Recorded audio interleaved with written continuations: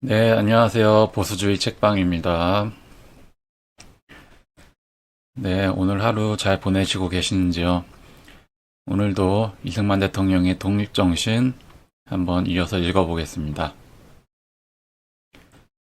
독립정신 41. 청일전쟁 후 개혁에 나선 조선.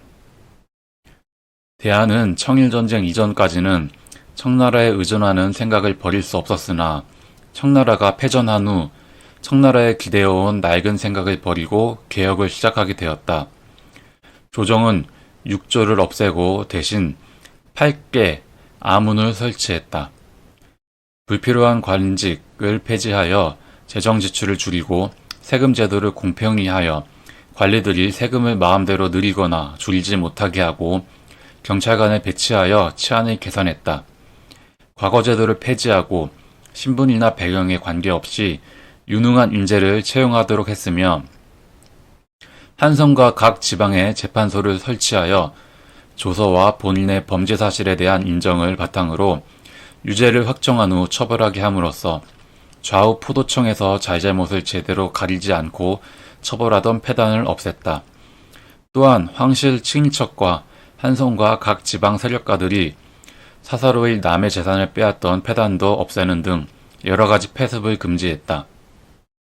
정부가 개혁하겠다고 선언한 것 중에 가장 두드러진 것은 문벌을 고려하지 않고 인재를 채용하고 파당을 고려하지 않고 모든 관리들을 공평하게 대우하며 과부의 재혼을 허용하고 종을 두거나 매매한 것을 금지한 일이다. 전국의 초등학교를 설립하고 문명 개화하고자 하는 기운이 왕성해졌다. 각부 대신은 세계 정세에 대한 밝은 사람들로 임명했다.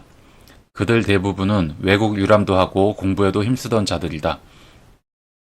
그들은 정부의 업무 중 맡은 부분을 책임지고 열심히 일했다.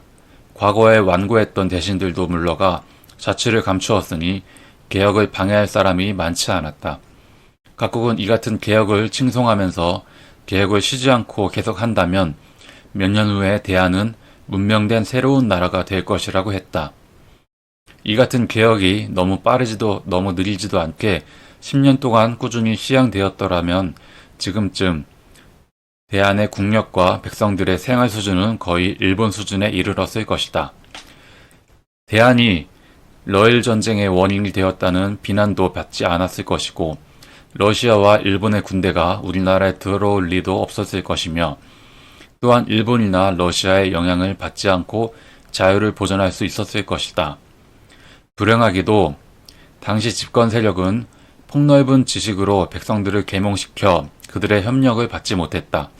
지나치게 서둘러서 백성들이 개혁의 이점을 이해하지 못하고 백성들의 호응을 받지 못했던 것이다.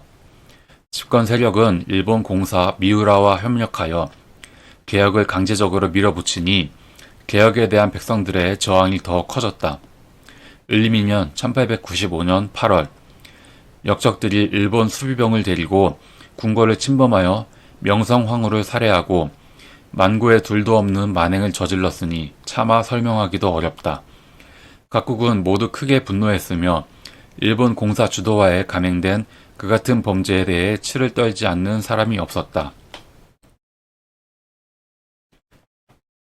갑자기 단발령을 내려 백성들의 머리를 억지로 깎으니 어찌 순종하기를 바라겠는가. 무지한 백성들은 황제가 선언한 개혁이 얼마나 좋은 것인지 얼마나 편리한 것인지 잘 몰랐기 때문에 옛날 것이 옳고 좋은 것이라 여기며 목을 베일지언정 머리카락은 자를 수 없다고 완강히 저항했다.